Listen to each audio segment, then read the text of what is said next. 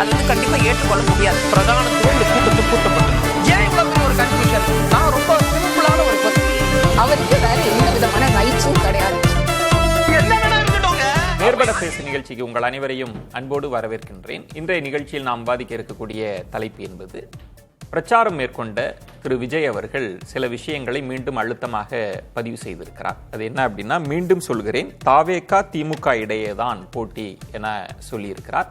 திமுக அரசு மீது, முதலமைச்சர் மீது கடுமையான விமர்சனங்களை முன் வச்சிருக்கிறார். அது ஒரு புள்ளி. மாணிக்கம் தாகூர் எம்பி அவர்கள் சொல்லியிருக்கிற கருத்தும் முக்கியத்துவம் வாய்ந்ததாக பார்க்கப்படுகிறது. அவர் என்ன சொல்றாரு அப்படின்னா, தன்னுடைய தவறுகளால் எதிர்கட்சிக்கான இடத்துல விஜயை அமர்த்த போகிறார் பழனிசாமி அப்படின்னு மாணிக்கம் தாகூர் சொல்லியிருக்கிறார். இந்த ரெண்டு புள்ளிகளை மையமாக வைத்து தான் நம்ம தலைப்பை கட்டமைச்சிருக்கிறோம். ஸ்டாலின் எதிர் விஜய் என்று கட்டமைக்க முற்படுவதன் பின் அரசியல் என்ன, இதற்கு பின்னணியில் இருக்கக்கூடிய வியூக கணக்கு, அரசியல் கணக்குகள் என்ன, அது பற்றி தான் நம்ம பேச இருக்கிறோம். நான் விருந்தினர்களை உங்களுக்கு அறிமுகம் செய்து விடுகிறேன். பத்திரிகையாளர்கள் திரு பிரியன் அவர்கள், வணக்கம் பிரியன். துக்ளக் ரமேஷ் அவர்கள், வணக்கம் திரு ரமேஷ். திருமிகு லட்சுமி சுப்பிரமணியன் அவர்கள், வணக்கம் லட்சுமி. நம்மோடு சுவாமிநாதன் அவர்களும் இணைந்திருக்கிறார். வணக்கம் சுவாமிநாதன். ரமேஷ், உங்களிடமிருந்தே தொடங்குறேன்.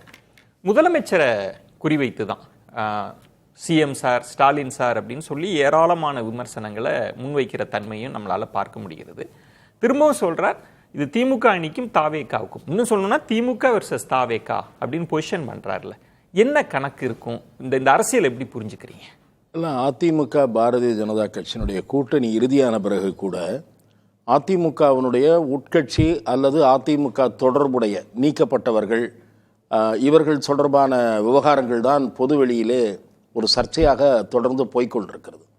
ஆகவே அவர்கள் கூட்டணி பிரச்சாரம் என்று ஒரு பக்கம் திரு எடப்பாடி பழனிசாமி 150 தொகுதிகளை முடித்து விட்டேன் என்று சொன்னாலும் கூட, மகத்தான கூட்டணி அமையும் வெயிட் பண்ணி பாருங்கன்னு நாடாளுமன்ற தேர்தலின் போது எப்படி கடைசி வரை சொல்லிக் கொண்டிருந்தார்களோ அதே போன்ற நிலைமை தான் இப்போதும் நேரிடுமோ என்றுதான் பார்க்க வேண்டியிருக்கிறது. பிரம்மாண்டமான அணி அமைய போகிறது, ஒரு முக்கிய கட்சி எங்கள் பக்கம் வரப்போகிறது என்றெல்லாம் சொல்லி கொண்டிருந்தார். எனக்கு தெரிந்து முக்கிய கட்சி என்று சொன்னால் இன்றைக்கு திமுக அதிமுகவுக்கு அடுத்த கட்சி விஜய் கட்சி தான். அதற்கு பிறகுதான் காங்கிரஸ் எல்லாம்.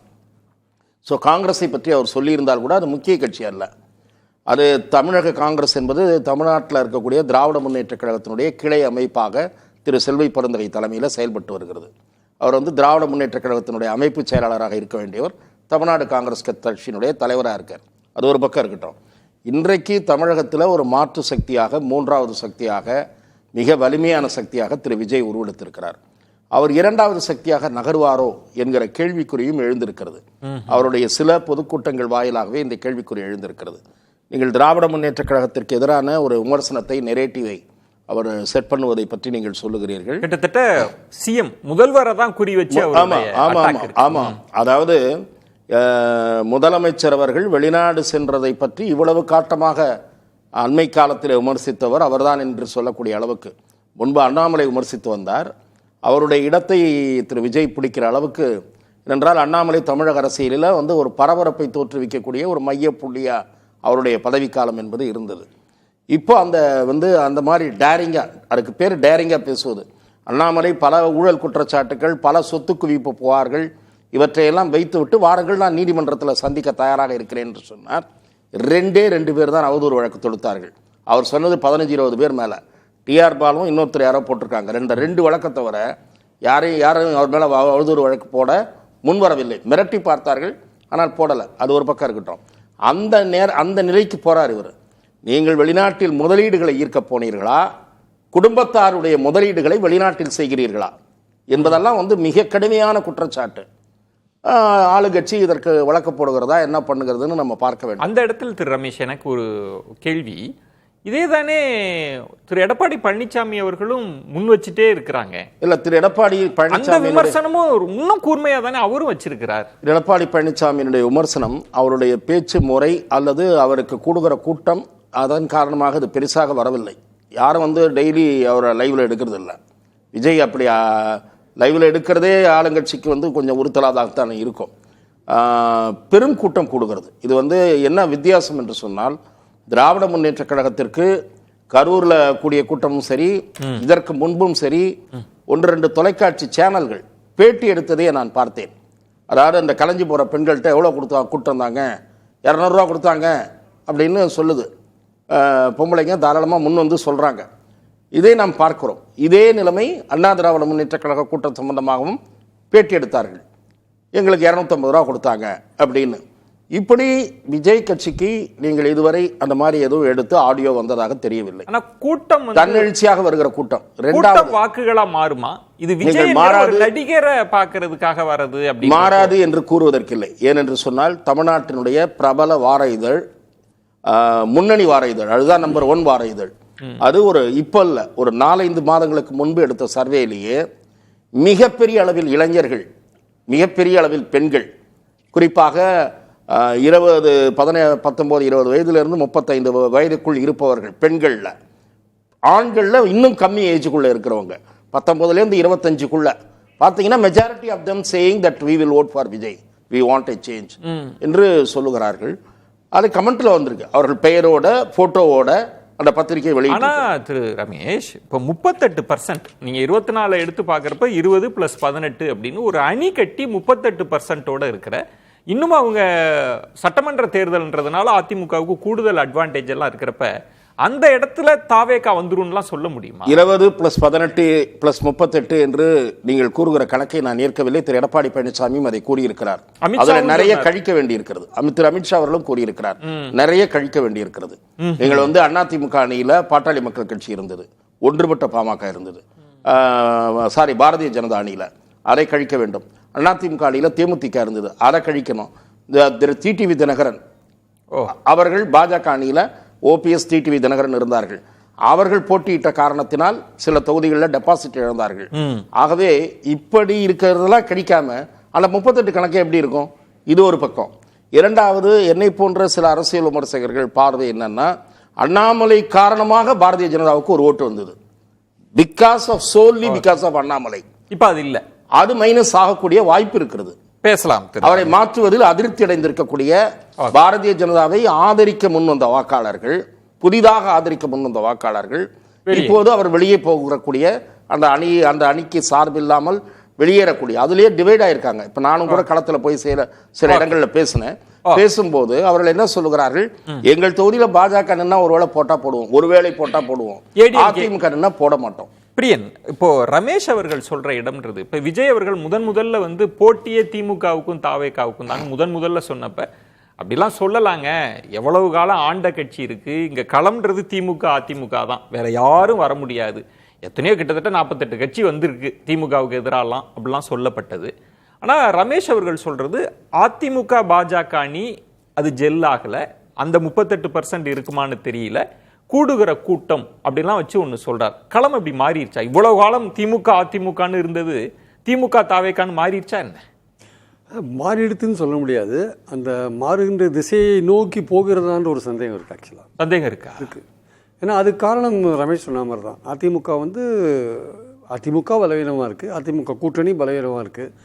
அது எடப்பாடி முதல்வர் கனவில் இருக்கார். பட் அவர் எல்லோரையும் அரவணைத்து கொண்டு போகணுன்ற அந்த விஷயத்தை விட்டுட்டு யாரெல்லாம் வெளியில் அனுப்ப எல்லாரையும் வெளில அனுப்பிச்சிட்ருக்கார். ஸோ அவர் ஒரு தன்னை கன்சாலிடேட் பண்ணிவிட்டு தன்னை இன்னும் கொஞ்சம் ஒரு ஸ்ட்ரென்தன் பண்ணிவிட்டு அவர் ஃபைட் பண்ண வேண்டிய அவசியம் இருக்குது. அவர் இதே நிலைமையில் அவர் போனார் வச்சுக்கோங்களேன், எலெக்ஷன் நோக்கி இதே நிலைமையில் போகிறார், யாருமே கூட்டணிக்கு வரல, தினகரனையும் விலக்கி வச்சுருக்காரு, ஓபிஎஸ் சசிகலா எல்லோரும் இருக்காங்க, சசிகலா இந்த பக்கம் செங்கோட்டையெல்லாம் விலகியே இருக்காங்க, வேறு ஏதோ அவங்க அணியில் போய் சேர்ந்துட்டாங்க, ஏதோ பண்ணிட்டாங்க வச்சுக்கோங்க, அவங்களே ஒரு அணியை ஃபார்ம் பண்ணிட்டாங்க, எல்லாம் தனியாகவே போட்டி போடுறாங்கன்னா அப்போ அவங்க ஏடிஎம்கே வாக்குகளை தான் பிரிப்பாங்க.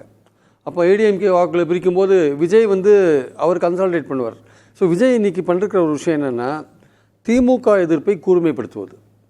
திமுக எதிர்ப்பை கூர்மைப்படுத்துவதன் மூலமாக திமுகவுக்கு நேரடியான போட்டி நான் தான், அதிமுக கூட கிடையாது, நான் தான் களத்தில் இருக்கேன், இந்த எண்ணத்தை மக்கள்கிட்ட பதிவு வச்சுட்டாருன்னா அதிமுக தானாக 3ஆவது இடத்துக்கு போயிடும். ஆனால் அடிப்படை விஷயம் என்னென்னா, மக்கள் பார்ப்பாங்க அந்த எலெக்ஷன் நெருக்கத்தில் இந்த அதிமுக கூட்டணி இதே பலவீனத்தோட பாஜகவுக்கு ஒரு நெகட்டிவ் ஓட்டு இங்கே இருக்குது. அண்ணாமலையெல்லாம் போயிட்டு அதெல்லாம் ரமேஷ் சொன்னார், அதெல்லாம் உண்மை தான், ஓரளவுக்கு அவருக்கு கொஞ்சம் ஓட்டு இருந்தது, அதுவும் போயிடுது. அப்போ இதே நிலைமையில் போகும்போது ஒரு மக்கள் சேஞ்சை விரும்புகிற மக்கள், இல்லை மாற்று சக்தியாக இருக்கிற ஒரு கட்சியை ஐடென்டிஃபை பண்ணுற விரும்புகிற மக்கள், அதிமுக இவ்வளோ பலவீனமாக இருக்குது, நம்ம இதுக்கு ஏன் ஓட்டு பண்ணோம், விஜய் வந்திருக்காரு, விஜய் ட்ரை பண்ணி பார்க்கலாமே அப்படின்ற ஒரு எண்ணம் வரும். திமுகவுக்கு போட்ட நடுநிலை மக்கள் சரி நம்ம இந்த வாட்டி விஜய்க்கு ட்ரை பண்ணி பார்க்கலாமே அப்படின்னு எண்ணம் வரும். ஸோ அதிமுகவுக்கு போகிற திமுக எதிர்ப்பு வாக்குகளை கம்ப்ளீட்டாக எடுக்கணும் அப்படின்றது தான் விஜய் நோக்கம். அதனால் கம்ப்ளீட்டாக டிஎம்கே எதிர்ப்பு வந்து இன்னைக்கு ரொம்ப அற்புதமாக கூர்மை எடுத்துட்டார். இன்னும் அடுத்த வர கூட்டத்தில் எப்படி பண்ணுவார் தெரியாது. நான் தான் திமுக நான் தான் இருக்கிறாரு. அந்த இடத்துல எனக்கு சில கேள்விகள் திருப்பியன். நீங்க இன்னும் நெருங்க நெருங்க தேர்தல் விளையாட்டு என்பது எல்லாமும் கலந்தது. அதுல களம் கண்ட கட்சி தான் அதிமுகன்றது ஒண்ணு. இன்னைக்கு விஜய் அவர்கள் மட்டும்தான் முன்னிலைப்படுத்தப்படுறார். எங்க போனாலும் விஜய்க்குன்னு. நாளைக்கு கேண்டிடேட்னு போடுறப்ப வெவ்வேறு கேண்டிடேட் இருப்பாங்க. தேர்தல் விளையாட்டுன்றது வேற. அதிமுக அப்படின்ற கட்சியின் கட்டமைப்பு பலருமே சொன்னது அது இன்னும் இருக்கு. ரெட்டலம் மீது பிடிமானமா இருக்கிறாங்கன்றப்ப அந்த இடத்துல அதிமுக நம்ம கொஞ்சம் ரொம்ப லேசா எடை போடுறோமோன்ற ஒரு கேள்வி இதுக்குள்ள இருக்கு. அதிமுக கட்டமைப்பு இருந்தது, இப்போ இருக்கான்னு சொல்ல முடியாது. ஏன்னா இப்போ ஓபிஎஸ் போன்றவர்களோ இல்லை சசிகலா போன்றவர்களோ சவுத்தில் கொஞ்சம் எதிராக ப்ளே பண்ணுறாங்க வச்சுக்கோங்க, அதிமுகவுக்கு எதிராக இருக்காங்க வச்சுக்கோங்க. அந்த மாதிரியான கட்டமைப்பை நீங்கள் டெல்டாலேயோ சவுத்லேயோ நீங்கள் எதிர்பார்க்க முடியாது ஏடிஎம் கேட்டால். ஸோ அதனால் அந்த கட்டமைப்பு அதே கட்டமைப்பு இருக்கான்னா இப்போ 68,000 பூத் 78,000 பூத் ஆறுதுன்னு வச்சுக்கோங்க. அவ்வளோ இடத்துல அதிமுக சவுத்துலேயும் டெல்டாலையும் போட்டுருவாங்களான்னா இதே ஸ்டேஜில் போனாங்கன்னா அவங்களால போடுறதுக்கான வாய்ப்புகள். இவங்கெல்லாம் பிரிஞ்சிருக்கிற ஸ்டேஜில் யாரையுமே சேர்க்காத தனியாக போனார்னா அது விஜய்க்கும் அது அப்ளை ஆகும். ஆனால் விஜயை பொறுத்த மட்டும் என்னென்னா இப்போ சீமானுக்கே பாருங்களேன், அடிப்படை கட்டமைப்பெல்லாம் பெருசாக கிடையாது. பூத்தில் கூட அவங்க உட்காரத்துக்கு ஆள் கிடையாது. பட் 8% ஓட்டு வரைக்கும் வாங்கிட்டு இருப்பாருங்க. அது தத்துவத்துக்கும் சீமானுக்கும் கொள்கைக்குமான ஒரு விஷயங்களால அந்த டெடிக்கேட்டடாக போடுறாங்க. அப்போது விஜயை பொறுத்த மட்டும் அவரோட ஃபேஸ் தான் முக்கியம். ஆக்சுவலாக அவர் எல்லா தொகுதிக்கும் போய் பிரச்சாரம் பண்ணுவார். பட் அவரோட கேண்டிடேட்லாம் பாப்புலராக இருக்கணும்னு அவசியம் இல்லை. அவங்க விஜய் தான் 234 கான்ஸ்டியூன்சியில் நிற்கிற மாதிரி நினச்சி தான் ஓட்டு போடுங்கன்னு அவரே பிரச்சாரம் பண்ணுவார். நான் தான் நிற்கிறேன்ற மாதிரி பிரச்சாரம் பண்ணுங்க. எம்ஜிஆர் அப்படி தானே பிரச்சாரம் பண்ணார். ஆனால் எம்ஜிஆர் ஏற்கனவே இவரோட பாப்புலராக இருந்தார், திமுக இருந்தார். விஷயம் ரொம்ப ஒரு எளிமையான கணக்கு. அதிமுகவினுடைய ரொம்ப மோசமான பர்ஃபார்மன்ஸ்னு 24 சொல்லி ஜெயலலிதா அவங்க இருந்தப்ப எவ்வளோ 43 45 நீங்கள் 20க்கு வந்துட்டீங்களேன்னு அப்படி அந்த மினிமம் 20ன்னு வச்சா கூட ஒரு மாற்று சக்தின்னு ஒருவர் முதல்ல 20 தொடுவாரான்ற ஒரு கேள்வி இருக்குல்ல, அந்த இடத்த நம்ம யோசிக்கணும்ல. இல்லை உண்மையிலேயே ஏன் நம்ம இந்த மாற்று சக்தியா விஜய் தன்னை பொருத்தி கொள்வாரா அப்படின்னு ஒரு சந்தேகத்தை ஏன் கிளப்புறோம்னா, அந்த அதிமுக என்கிற கட்சி பலவீனமாகவும் அந்த கூட்டணி இன்னும் பலவீனமாகவும் இருக்கிறத வச்சு தான் முதல் நம்பர் ஒன் கணக்கிடுறோம். அடுத்தது விஜய்க்கு வர அந்த எழுச்சியான கூட்டத்தை பார்த்து சொல்றோம். நம்ம விஜய்க்கு வர எழுச்சியான கூட்டம், தன்னெழுச்சியான ஒரு கூட்டத்தை பார்த்து அவங்க ஓட்டு போடுவாங்கன்னு அடுத்த கேள்வி நம்ம கேட்கலாம். ஆனால் இன்னைக்கு அவரே கேட்குறாரு மக்களை பார்த்து, எல்லாம் ஓட்டு போடுவோன்னு தான் சொல்கிறாங்க. எல்லாருமே அந்த ஓட்டு போடுவோன்னு தான் சொல்கிறாங்க. சரி, இன்னைக்கு தமிழ்நாட்டு வாக்காளர்கள் 6,80,00,000 பேர் இருக்காங்க சார். அதில் 3,80,00,000 பேர் 18லேருந்து 40 வயசுக்குள்ளே இருக்காங்க. இப்போனா பார்த்துக்கோங்க, பாதிக்கு மேலே 18 வயசுலேருந்து 40 வயசுக்குள்ளே இருக்காங்க. அந்த குரூப் ஒரு மாற்றத்தை விரும்புகிற குரூப்பு, ஒரு சோஷியல் மீடியாவை பார்க்குற குரூப்பு, ஏற்கனவே பீட்டன் ட்ராக்ல ஏற்கனவே அடிபட்ட பாதையிலேயே போன கட்சியை விரும்பாத குரூப்பு. இப்போ ஏன் எடப்பாடி திமுகவை எதிர்க்கிறதும் விஜய் திமுக எதிர்க்கிறதும் ஏன் வித்தியாசப்படுத்தி பார்க்குறாங்க? ஏன்னா திமுக மேலே என்னென்ன குற்றச்சாட்டுகள் நீங்கள் சொல்கிறீங்களோ அந்த குற்றச்சாட்டுகள் எல்லாத்தையும் நீங்கள் அதிமுக மேலேயும் சொல்ல முடியும். ஊழல் உட்பட எல்லா விஷயம் எக்ஸப்ட் குடும்ப ஆட்சி அது தவிர எல்லா விஷயத்தையும் நீங்க சொல்ல முடியும். இன்னைக்கு பேசினதுல ஊழலையும் ரொம்ப வலிஞ்சு சொல்றாரு. ஆமா, அப்படின்னா அதன் பொருள் அதிமுக மீது விமர்சனம். அதிமுகவோடையும் போற வாய்ப்பை நிறுத்திட்டாரா? தேர்தல் நெருக்கத்தில் இல்லை, அவர் ஓப்பனாக தான் வச்சிருக்காரு. அது இப்போ க்ளோஸ் பண்ண மாட்டார். அது கடைசி வரையும் இதே மாதிரி அதிமுக கடைசி நேரத்தில் அவர் அட்டாக் பண்ணுவார். இதே மாதிரி போனார்னா கடைசி நேரத்தில் அதிமுக அட்டாக்கும் உண்டு. ஊழலை பற்றி அவர் பேச ஆரம்பிச்சாருன்னா, இன்னும் ரொம்ப டீட்டெயிலாக பேச ஆரம்பிச்சாருன்னா ஏடிஎம்கே தொடாத பேச முடியாது.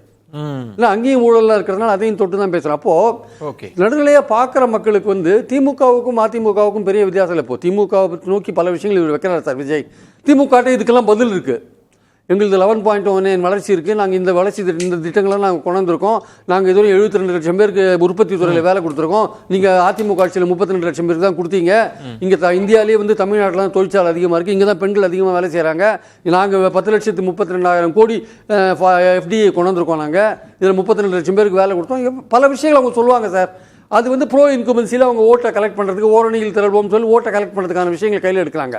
இப்போது விஜய் மாதிரி இருக்கிறவங்க, எடப்பாடி மாதிரி இருக்கிறவங்க சொல்கிற விஷயம் இருக்குல்ல திமுகவுக்கு எதிரான அந்த விஷயமும் இப்போது அது பெண்களுக்கு பாதுகாப்பு இல்லை, போதை மருந்து விஷயங்கள், அல்லது திமுக மந்திரிகளோட ஊழல் போன்ற விஷயங்கள், இல்லை திமுக மந்திரிகளோட பேச்சு சம்மந்தப்பட்ட பெண்களை கொச்சைப்படுத்துகிற மாதிரி பேசுகிற விஷயங்கள் எல்லாம் நிறைய விஷயங்கள் சொல்கிறாங்களே.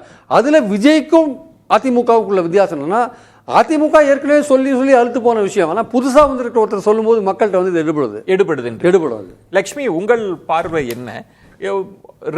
முதல்ல திமுக பாஜக அப்படின்னு அந்த எதிர்ப்பு இருந்தது. அப்புறம் திமுக மீது கூடுதலான எதிர்ப்பு. அடுத்து முதல்வர் மீது அவர் அட்ரஸ் பண்றது முதல்வரை தான், ஸ்டாலின் சார் அப்படின்னு சொல்லி தான் ஒவ்வொன்றையும் கேட்கிற தன்மை இருக்கு.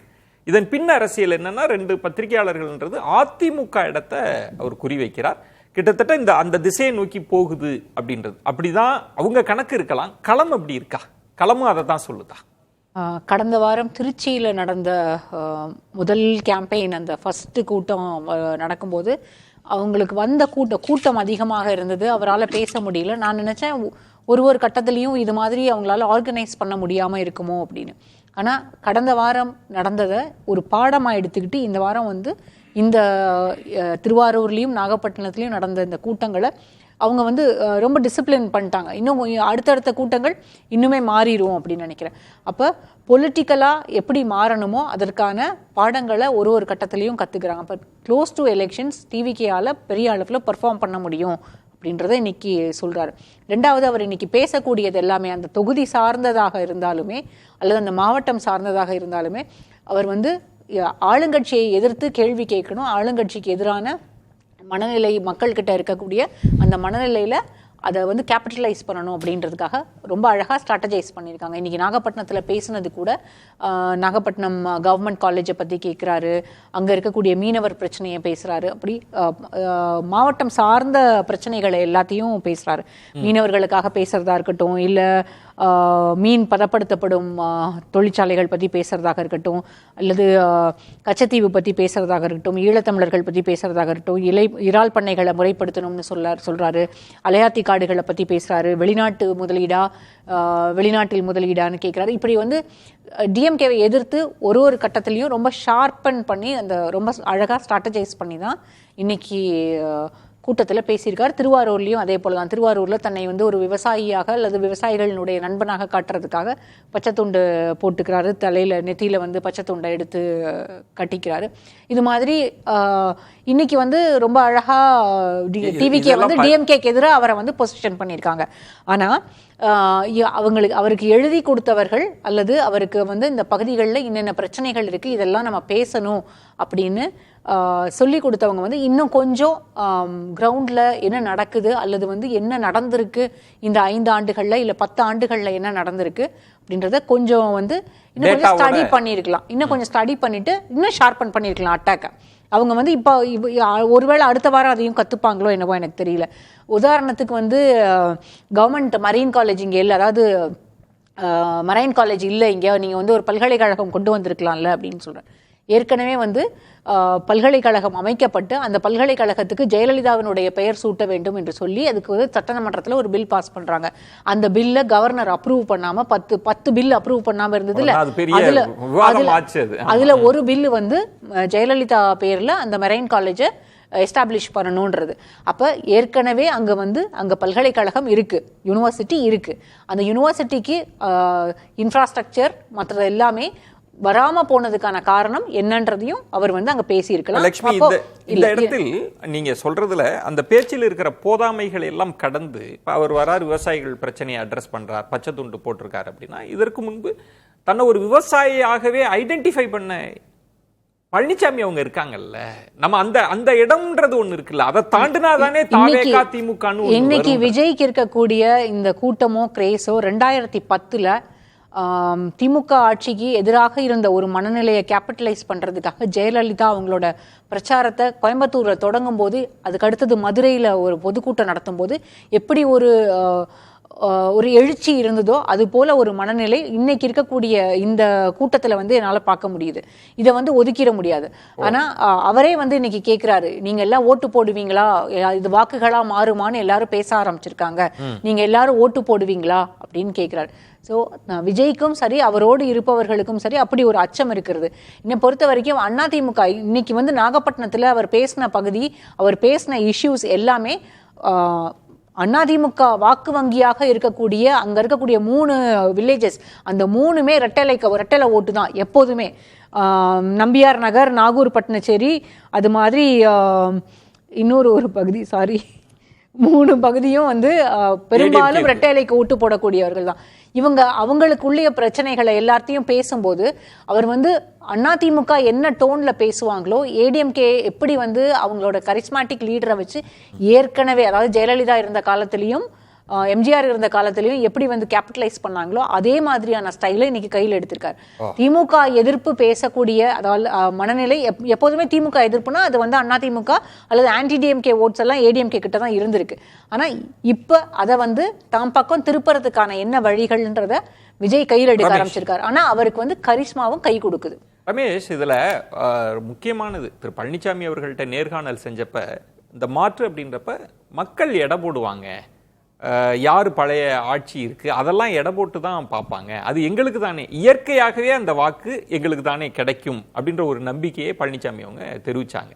இதில் இன்னொன்று, நீங்க பாஜகன்றது ஒரு கூட்டணியா இருக்கு, நாளை வந்து பிரதமர் வருவாங்க, உள்துறை அமைச்சருங்க வருவாங்க, அமித்ஷாவே தேர்தல் வியூகம்லாம் வகுப்பாங்கல்ல, இதெல்லாம் சேர்த்து தானே அந்த அணியை பார்க்கணும். இதெல்லாம் தாண்டி தாவேகா வந்துருன்னு சொல்ல முடியும்? இல்ல அந்த ஒரு கூட்டணியினுடைய வலிமையும் இருக்கு முக்கியம். தன் வலிமை, மாற்றான் வலிமை, துணை வலிமைன்னு வள்ளுவர் சொல்லியிருக்காரு. அந்த மாதிரி அதை பார்த்துதான் பண்ணணும். அதாவது திராவிட முன்னேற்ற கழகத்தினுடைய வாக்கு வங்கியில சேதாரம் ஏற்படக்கூடிய வாய்ப்பு இருக்கிறதுன்னு கருத்து கணிப்புகள்ல மேற்கோள் காட்டியிருக்காங்க. அதன் பிறகும் கூட திராவிட முன்னேற்ற கழகம் கணக்கு ரீதியாக வலிமையாக இருக்கும் என்கிறார்கள். கணக்கு முக்கியம். கூட்டணியில வந்து இப்ப அவங்களுடைய அரித்மேட்டிக் முக்கியம். இப்ப அந்த 38ன்றதே தப்புன்றது இப்ப நமக்கு தெரியுது. இரண்டாவது, அதிமுக பலமாக காட்சி அளிக்க வேண்டும். இப்ப உங்களுக்கு திமுக வந்து தனது வாக்கு வங்கியில் எதிர்பார்க்கக்கூடிய அல்லது ஏற்படக்கூடிய சேதாரம் என்று எதிர்பார்க்கக்கூடிய அதை எப்படி சரி கட்டுவது வேறு வகைகளில் என்று அதற்கான பணியை தொடங்கி இருக்கிறது.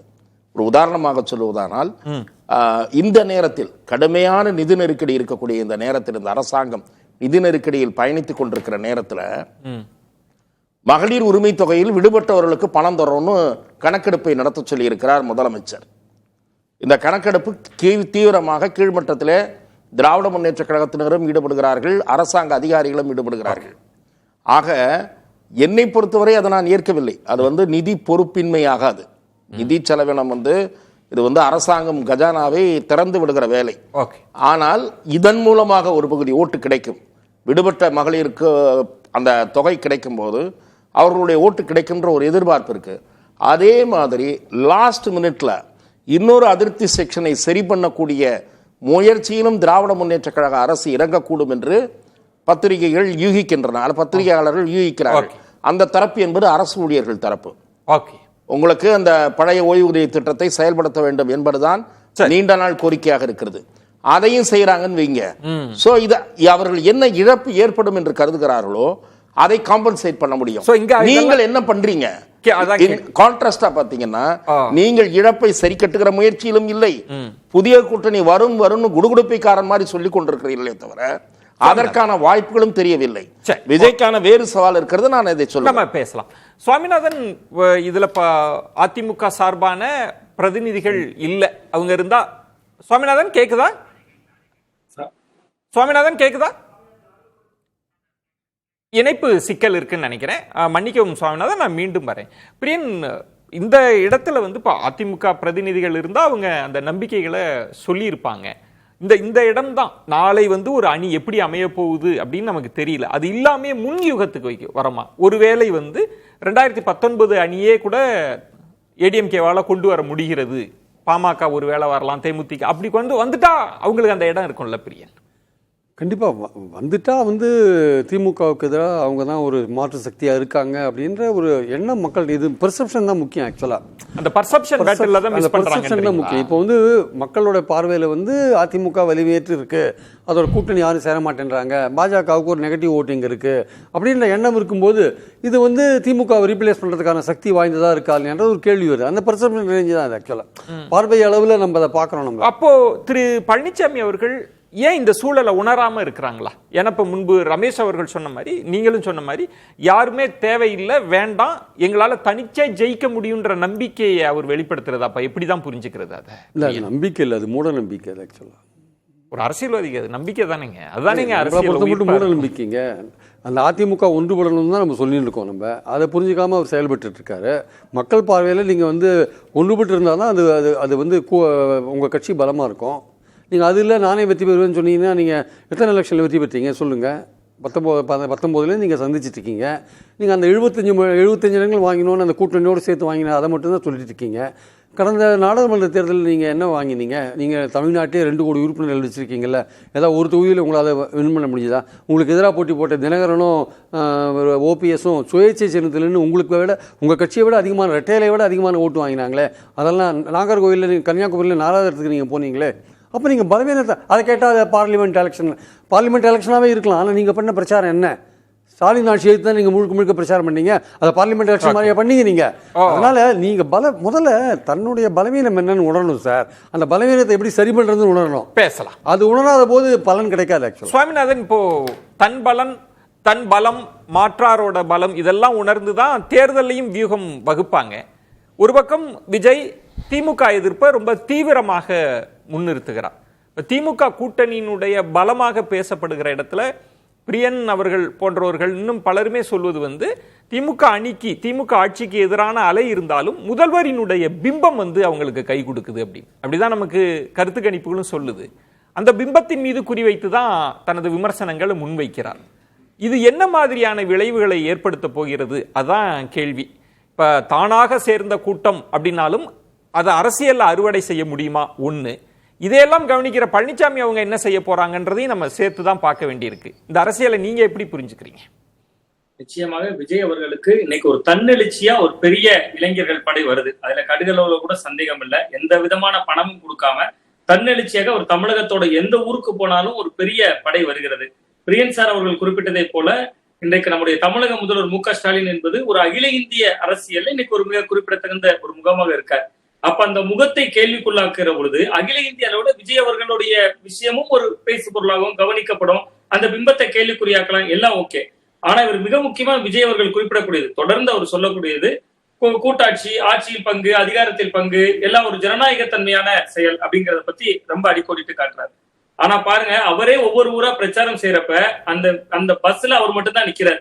கூட 4 பேர் நிக்க வேண்டாமா? அந்த மாவட்ட செயலாளர்கள் யாரோ அந்த மாவட்ட செயலாளர்கள் 4 பேர் நின்னாதானே நானே வேட்பாளர் அவர் சொல்லிட்டாரு. மகிழ்ச்சி, ரொம்ப சந்தோஷம், அவரே தான் வேட்பாளர். அதிமுக இடத்தை அவர் பிடிக்கணும்ல. எடப்பாடி பழனிசாமி அவர்கள் பக்கத்துல 3 பேரை நிறுத்திருக்காருல. அந்த ஊரோட மாவட்ட செயலாளர் யாரோ அவர் நிக்கிறார்ல, அந்த தொகுதி செயலாளர் யாரோ அவர் நிக்கிறார்ல. அப்பந்தானே இன்னைக்கு விஜய் அவர்களுக்கு ஒரு ஓட் பேங்க் இருக்கு, சந்தேகமே கிடையாது. முதல் முறை வருகிறார், அள்ளி அணைக்கிறாங்க மக்கள். அவர் கேட்டார்னா பதில் சொல்றாங்க. அவருக்கு அவ்வளவு உற்சாகமா மக்கள் வரவேற்பு கொடுக்குறாங்க. ஒரு மாற்றத்தை நோக்கி ஒரு தமிழக அரசியல் எல்லாமே ஓகே. ஆனா அவர் ஒரு அந்த கட்சிக்குள்ள ஒரு ஜனநாயகம் இருக்கும்ல. அந்த ஊர்ல ஒரு மாவட்ட செயலாளர் வீதி வீதியா போய் அவருக்காக பிளக்ஸ் ஒட்டி பேனர் கட்டி ஒரு வட்ட செயலாளராக இருக்கக்கூடியவனோ ஒரு கவுன்சிலர் பதவியில கூட இல்லாத நிலையிலேயே அவங்க களப்பணி செய்து இன்னைக்கு இந்த கூட்டம் திரளுதுன்னா யாரும் திரட்டல. ஆனா அந்த கட்சியை உயிர்ப்போட கொண்டு போறதுல மாவட்ட கழகங்களோட பங்களிப்பு இருக்குல்ல. எந்த ஊருக்கு போறாரோ அந்த ஒரு மாவட்ட செயலாளராக அந்த வண்டியில இருந்தாங்க. சுவாமிநாதன், நீங்க ரொம்ப முக்கியமான இடத்தை நீங்க கடந்த விவாதத்தையும் அதை சுட்டிக்காட்டி பேசுனீங்க. நான் அதனாலதான் அதை கேள்வியாகவே முன் வச்சேன். ஒரு தனிநபரை அவருடைய வசீகரத்தை முன்வைத்து மட்டுமே களத்துல நீங்க அறுவடை செஞ்சிட முடியுமான்ற ஒரு கேள்வி. எம்ஜிஆர் அவர்களே திரு பண்ருட்டி ராமச்சந்திரன் அவர்கள் சொன்னது, அவர் தன்னை நம்பினார். எனக்காக ஓட்டு உழுவுனப்பெல்லாம் கீழே சறுக்குன களம் வரலாறும் இங்க இருக்குன்றப்ப அது ஒரு சிக்கலா இருக்குன்றீங்க. அது அதிமுகவுக்கு அட்வான்டேஜா இருக்குன்னு சொல்ல வரீங்க. ஆமா, அதுதான் குறிப்பிடுறேன் சார். அதாவது வேட்பாளர்களை இவர் நீங்க யாரு வேணா வேட்பாளரா விடலாம். ஆனா அந்த வேட்பாளரை மக்கள் கிட்ட அறிமுகம் செய்ய வேண்டிய கடமை ஒரு கட்சியினுடைய தலைவருக்கு தானே இருக்கு. எதிர்காலத்துல ஒரு வேட்பாளர் ஆக போறாரு, என் கூட வண்டியில நிறுத்தி இருக்கேன், அப்பதானே மக்களுக்கு அவர் முகம் பரிச்சயமாகும். இப்ப எல்லாமே நம்ம குறிப்பிடலாம் சார். விஜய்க்காக தான் ஓட்டு, தமிழகம் முழுவதும் விஜய்க்காக ஓட்டு போட்டுருவாங்க. தேர்தல் தேதி அறிவிக்கப்பட்டதுல இருந்து ஒரு 18 நாள் இருக்கும். இந்த 18 நாள்ல விஜய்க்கு இருக்கக்கூடிய கூட்டத்தை வைத்துக்கொண்டு ஒரு எத்தனை தொகுதி போயிட முடியும்? நீங்க திமுகவோ அதிமுகவோ முன்னாள் அமைச்சர்கள், முன்னாள் சட்டமன்ற உறுப்பினர்கள், சிட்டிங் எம்எல்ஏக்கள், சிட்டிங் அமைச்சர்கள்னு களம் காண்றப்ப ஒரு 18 நாள்ல விஜயால ஒரு நாள்லயே 2 பாயிண்ட்ல தான் பேச முடியுது. நீங்க சுவாமிநாதன் ரியல் எலக்டோரல் பாலிடிக்ஸ்ல இருக்கிற சிக்கலை தொட்டுட்டீங்க.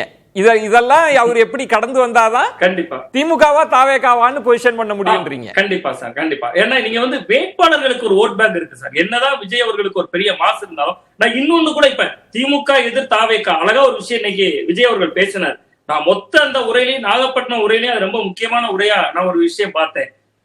நம்ம திமுகவினுடைய தலைவர் அவர்கள் ஒரு அறிக்கை வெளியிட்டிருந்தார். அதுல யார் புதிதாக வந்தாலும் நாங்க வீழ்த்துவோம் அப்படிங்கிற ஒரு விஷயத்தையும் குறிப்பிட்டிருந்தார். புதிய எதிரி பழைய எதிரி எல்லாம் ஒப்பிட்டிருந்தார்.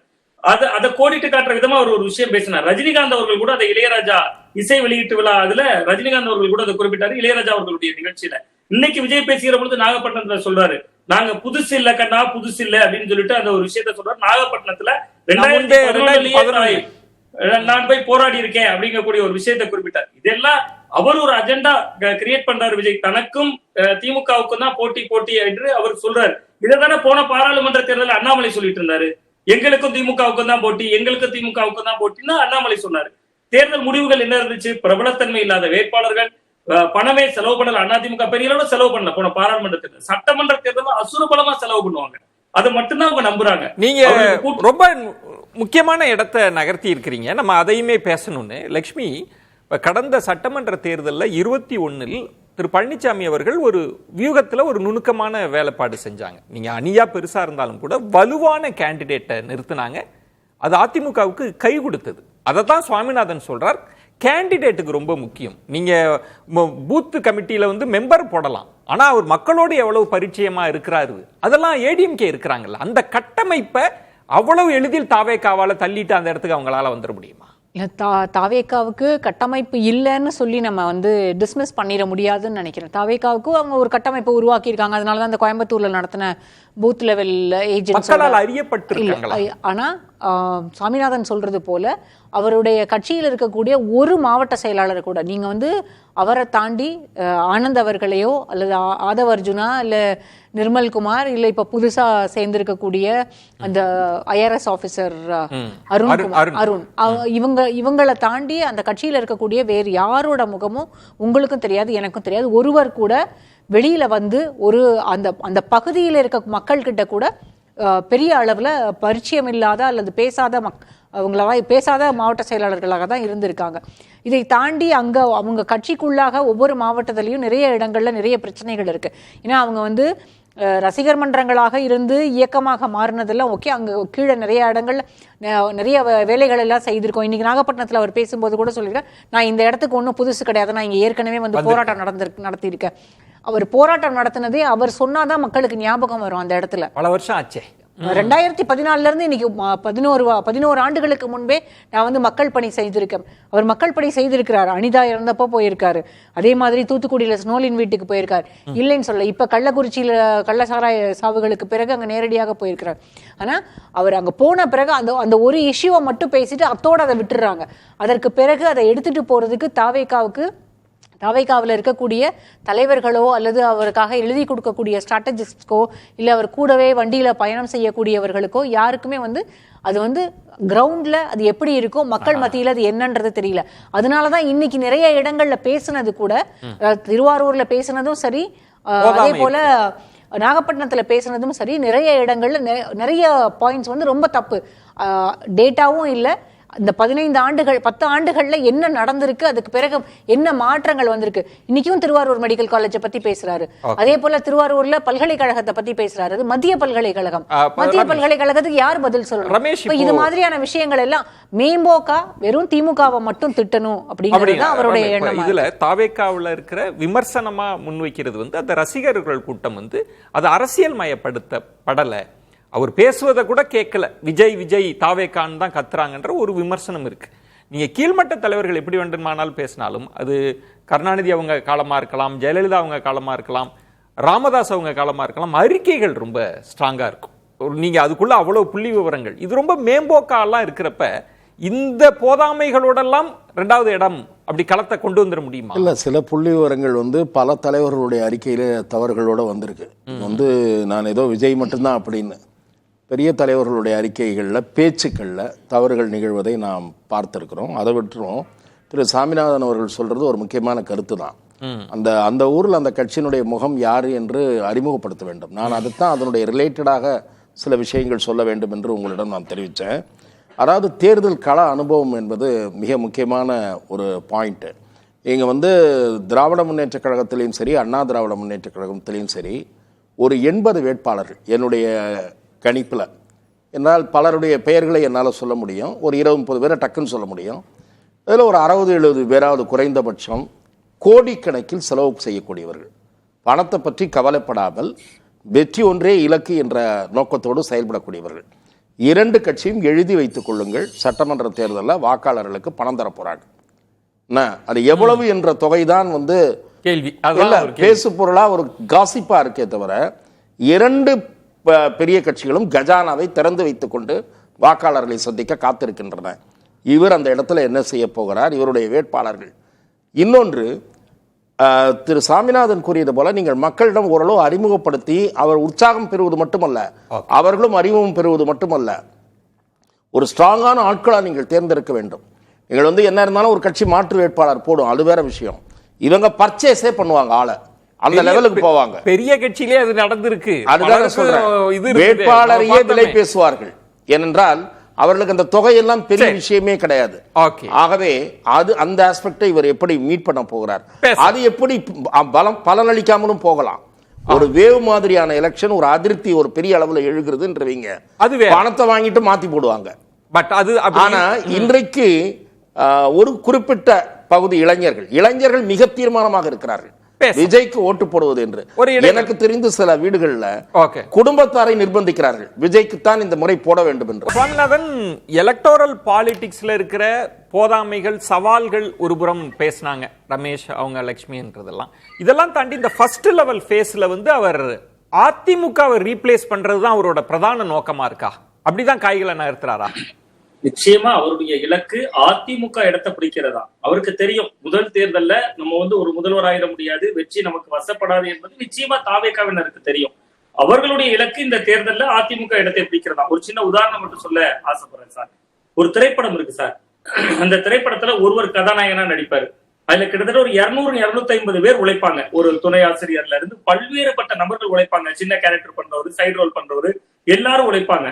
ஆனா நம்ம படம் பார்த்துட்டு வெளியில வரும்போது விஜய் நடிச்ச படம் பார்த்துட்டு வந்தேன் அப்படின்னு தான் சொல்லுவோம். 250 பேர் பேரையும் நம்ம சொல்ல மாட்டோம். அவர் அதே மாதிரி அரசியலை கற்பனை பண்ணிக்கிறார். அந்த 234 பேரும் தேவையில்லை, நம்ம ஒரு பெயர் போதும், விஜய் படம் பார்த்துட்டு வந்தோம்னு சந்தோஷமா வெளியில போற மாதிரி விஜய் கட்சிக்கு ஓட்டு போட்டு போயிட்டோம் அப்படின்னு சந்தோஷமா வெளியே போவாங்கன்னு நடிக்கிறார். பட் கள அரசியல் என்பது உள்ளூர்ல இருக்கக்கூடிய முகங்களுக்கு ஒரு வேல்யூ இருக்கு. அதனால அவர் அதிமுக இடத்தை பிடிக்கணும்னு அவர் முயற்சி பண்ணலாம். ஆனா அதிமுக வந்து இன்னைக்கு பலவீனமாக இருக்கு, அதுல எந்த மாற்று கருத்தும் இல்லை. அதிமுக பலவீனமா இருக்கு. ஆனா நான் என்ன சொல்றேன்னா, கடந்த பாராளுமன்ற தேர்தலையும் பலவீனமா தானே இருந்துச்சு. ஓ பன்னீர்செல்வம் அவர்களோட இல்ல, டிடிவி தினகரன் அவர்களோட இல்ல, பெரிய கூட்டணி அமைக்கல, எஸ்டிபிஐ கட்சி அமைச்சிருந்தாங்க சார். சிறுபான்மையினர் ரீதியான நான் ரிசல்ட் எடுத்து பார்த்தேன், யாருமே அதிமுக ஓட்டு போடல. சிறுபான்மையினர் அப்பவே ஏத்துக்கல. இப்ப நம்ம இன்னும் சொல்ல போனா அதிமுக இடத்தை அவர் பிடிக்கிறதுக்கு காய் நகர்த்துறாரு. ஆனா இதுல அதிமுகவுக்கு சாதகமான சில அம்சங்கள் இருக்கு, அது அதிமுகவினருக்கே தெரியல. சார் இன்னைக்கு திமுகவை இவர் இவ்வளவு திட்டுறாரு சார். என்னைக்காவது எடப்பாடி பழனிசாமி அவர்கள் திட்டினது இந்த அளவுக்கு மக்கள் மத்தியில பேசு பொருளா இருக்கா? ஒருவேளை எடப்பாடி பழனிசாமி அவர்கள் திட்டினது பேசு பொருளாளேன்னா அதெல்லாம் திமுக போற ஓட்டு. இயல்பாகவே திமுக போற ஓட்டை தான் இப்ப தாவேகா பக்கம் கொஞ்சம் நகர்த்துறாரு விஜய் அவர்கள். இன்னொன்னு சிறுபான்மையினர் ஓட்டு வங்கி 12% சிறுபான்மையினர் இருக்காங்க. பாஜகவோட கைகளை இறுக பிடித்து குலுக்கி கொண்டிருக்கக்கூடிய அதிமுகவுக்கு எந்த சிறுபான்மையினரும் போட மாட்டாங்க அங்க இருக்கக்கூடிய நிர்வாகிகள் தவிர. இன்னைக்கு விஜய் ஒரு 2% சிறுபான்மையினர் ஓட்டு எடுத்தாலும் அது திமுக ஓட்டு. ஆளுங்கட்சிக்கு எதிரான ஓட்டை அவர் எடுப்பார். நிச்சயமா திமுகவுக்கு எதிரான ஓட்டை விஜய் கணிசமா எடுப்பார். நீங்க இந்த பேச்சில அதிமுகவுக்கும் பழனிசாமி அவங்களுக்கும் சில ஆதாயம் இருக்கு, அவங்க சரியா பயன்படுத்திக்க நினைச்சா பயன்படுத்திக்கலான்றீங்க. இன்னொரு கான்செப்டும் சொல்லப்படுது, அது அவர் வந்து திமுகவில் வந்து இப்ப சிறுபான்மை வாக்கு வங்கின்றாங்க. அதுல வந்து அவர் ஏன்னா இது வரைக்கும் அது 13-14% அப்படியே கிடைச்சிட்டு இருந்தது, அதுல ஒரு சேதாரம் இருக்கும். புதுசா மாற்றத்தை விரும்பக்கூடியவர்கள், ப்ரோ இன்குபன்சிக்காக போடக்கூடியவர்கள் இவர்கிட்ட போகலான்றது ஒண்ணு. விஜய் பழனிசாமி அவங்கள அட்டாக் பண்ணல, அது அவருக்கு பிளஸ். அப்ப இதெல்லாம் சேர்ந்து திமுக அணிக்கு விஜய் நெருக்கடியா இருக்க மாட்டாரா? விஜய் பழனிசாமி அட்டாக் பண்ண வேண்டிய அவசியமே கிடையாது. ஏன்னா அவர் விஜயோட நோக்கம் வந்து திமுக மாத்திரம் தானே தவிர பழனிசாமியை இது பண்றது பொசிஷனிங் தான். பொசிஷனிங் அவரை எடுத்துட்டு இவர் அங்கே பொசிஷன் பண்ணிக்கிறார், திமுக எடுத்து ஃபைட் பண்றாரு. அவர் வந்து அதிமுக ஓட்டை கூட அவர் எடுக்கிறதுக்கான வாய்ப்பு இருக்கு, அதிமுக காரங்க ஓட்டையே எடுக்கிறதுக்கான வாய்ப்பு இருக்கு. அதே மாதிரி திமுக எதிர்ப்பு ஓட்டுகள் வந்து இப்போ அதிமுக போயிட்டு இருக்குல்ல, அந்த ஓட்டையும் அவர் எடுக்கிறதுக்கு வாய்ப்பு இருக்கு. அதனால தான் திமுக அது இப்போ வந்து கூர்மைப்படுத்துறாரு. ஸோ அதனால பழனிசாமிக்கு வந்து மைனாரிட்டி இண்டிகா ஓட்டு போடல, 2019 ஓட்டு போடலையா அவருக்கு. அதனால் அவருக்கு அந்த ஓட்டு கிடையாது. அவர் தனியாக நின்னாலும் போடல, எஸ்டிபியோடு இருந்தபோதும் போடலை, இப்போ பிஜேபியோடு இருக்கும்போதும் அவருக்கான வாய்ப்புகள் ரொம்ப ரொம்ப குறைவு தான். ஆனால் மைனாரிட்டி ஓட்டு போடுவாங்க, திமுக போகிற மைனாரிட்டி ஓட்டை வந்து விஜய் பிடிப்பார் அப்படின்ற ஒரு விஷயம் இருக்குல்ல, அது இப்போ பேசப்படுற ஒரு விஷயமா இருக்குது. பட் அதில் நான் என்ன பார்க்குறேன்னா, காங்கிரஸ் எந்த அணியில் இருக்கோ அந்த அணிக்கு தான் மைனாரிட்டி ஓட்டு போடுவாங்க. ஆல் இண்டியா லெவலில் வந்து இன்னைக்கு மைனாரிட்டிகளோட நம்பிக்கை பெற்றது காங்கிரஸ் தான் ஆக்சுவலாக. அதனால் வந்து ஸோ இந்தியா கூட்டணி, தமிழ்நாட்டில் திமுக அணி, அதில் காங்கிரஸ் இருக்குது. அந்த பார்வையில் தான் வந்து வேணா இதுவரையும் போயிட்டு இருக்கிற சிறுபான்மை ஓட்டுல 1-2% கூட குறையலாம், அதை நான் இல்லைன்னு மறுக்கல. ஆனால் பெரும்பான்மை ஓட்டு வந்து திமுக காங்கிரஸ் அணிக்கு தான் போகும், சிறுபான்மை ஓட்டு. அதில் எந்த விதமான சந்தேகமும் இல்லை. அதனால் இவருக்கு வந்து சிறுபான்மையோர் ஓட்டு போகுன்ற ஒரு விஷயம் எல்லாருமே சொல்லிட்டு இருக்காங்க. பட் அந்த விஷயம் வந்து எவ்வளோ தூரம் வந்து எலக்ட்ரல் பேட்டரியில் வந்து ஒர்க் அவுட் ஆகும்னு நமக்கு தெரியாது. அதனால் அடிப்படையான விஷயம் என்னன்னா, சுவாமிநாதன் சொன்ன ஒரு விஷயம் வந்து அந்த இன்ஃப்ராஸ்ட்ரக்சர் இருக்குல்ல, கீழே கட்டமைப்பு, அந்த கட்டமைப்பை வந்து பலப்படுத்தலைன்னா, அந்த கட்சிக்காரங்க வந்து மக்களோட நெருங்கி போய் ஒர்க் பண்ணலைன்னா, விஜய் முகத்தை பற்றி பார்த்து மட்டுமே ஓட்டு போட மாட்டாங்கன்ற ஒரு விஷயம் இருக்குல்ல, அது விஜய்க்குமே நல்லாவே தெரியும். ஸோ அடுத்த 6 மாத காலம் அவர் அதில் தான் ஒர்க் பண்ணுவார். ஆக்சுவலாக லக்ஷ்மி, இப்போ திமுக அணி இருக்கு, அதுக்கு எதிரான வாக்குகளை தான் எல்லாருமே பங்கு போட போறாங்க. இது எளிமையான பாலபாடம் தான்.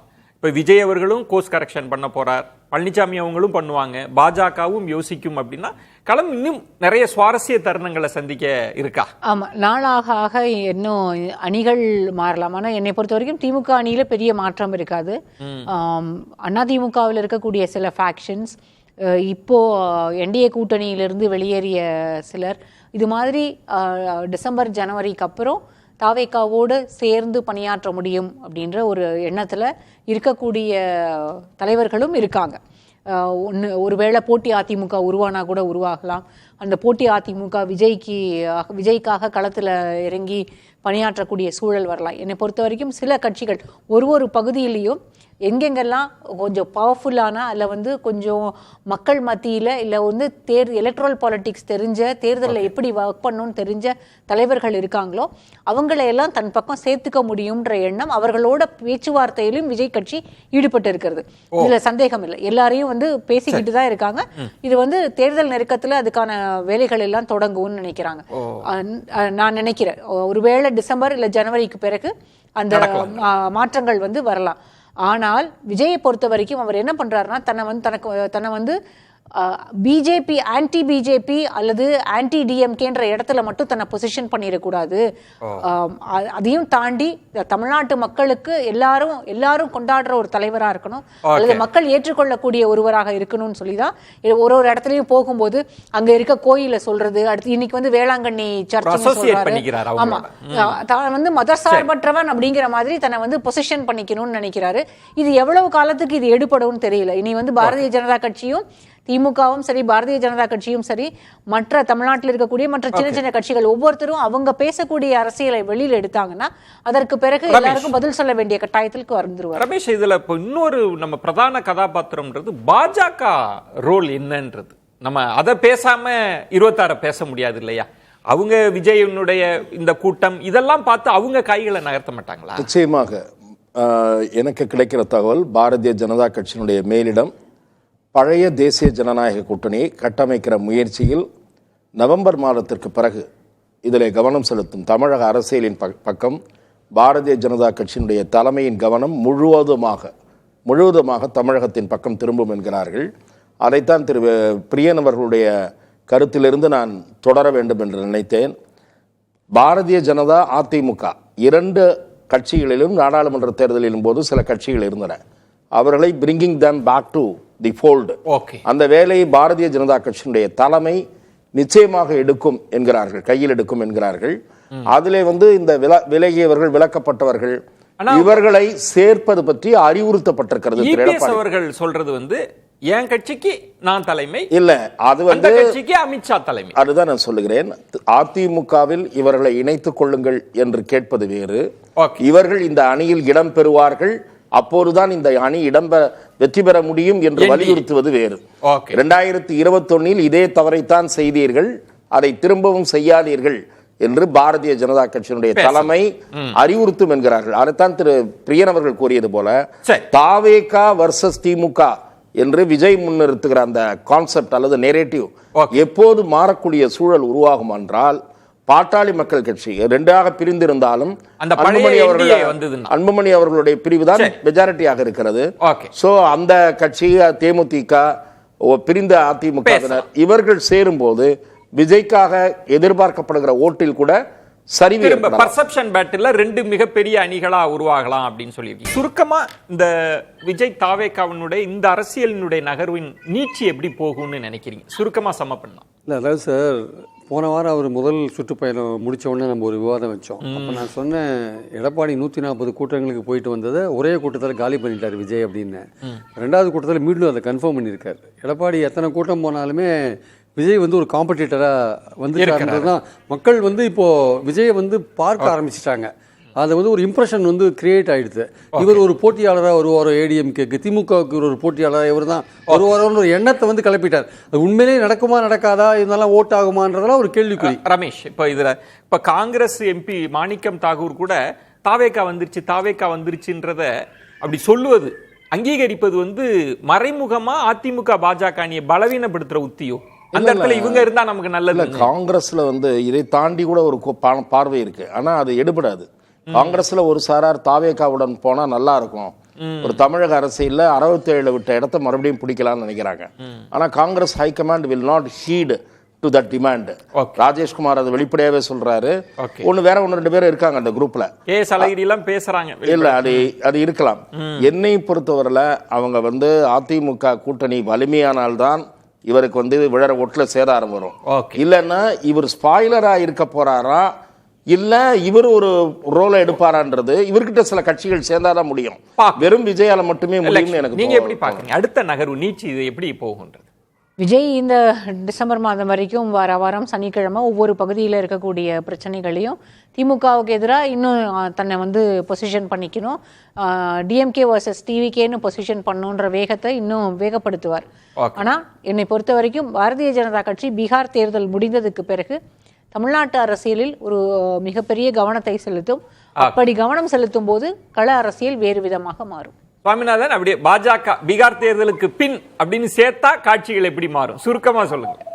பீகார் தேர்தலுக்கு பின் பாஜக இங்கு கவனம் செலுத்த தொடங்கினா, ரமேஷ் சார் அவர்கள் குறிப்பிட்டதை போல பாஜக ஒரு குறிப்பிட்ட அளவு எண்ணிக்கை இடம் வாங்குவாங்க. அந்த இடத்துக்குள்ள ஓபிஎஸ் டிடிவி போன்றவர்களை உள்ள கொண்டு வரதுக்கான முயற்சி நடக்கும். பாட்டாளி மக்கள் கட்சி போன்றவற்றை ஒன்றிணைக்கக்கூடிய வாய்ப்புகள்லாம் ஏற்படும். பாஜக நினைத்தால் பாஜக அதற்கான வேலைகளை செயல்படுத்துகிற பொழுது களம் இருமுனை போட்டியாக கூர்மையாகும். விஜய் நிச்சயமா ஸ்பாயிலராக இருப்பார். கொஞ்சம் எடப்பாடி பழனிசாமி அவர்கள் இதுல எல்லாம் கவனம் செலுத்தாம அசந்தா எடப்பாடி பழனிசாமி அவர்களுடைய அரசியல் எதிர்காலம் நிச்சயமா கேள்விக்குறியாகும். அதுக்கு விஜய் காரணமாக இருப்பார். நன்றி. விருந்தினர்களுக்கு என்னுடைய நெஞ்சம் நிறைந்த நன்றிகளை தெரிவித்துக் கொள்கிறேன். மற்றொரு தலைப்புல சந்திக்கிறேன். நன்றி, வணக்கம். கண்டிப்பா ஏற்றுக்கொள்ள முடியாது. பிரதான கூட்டப்பட்டது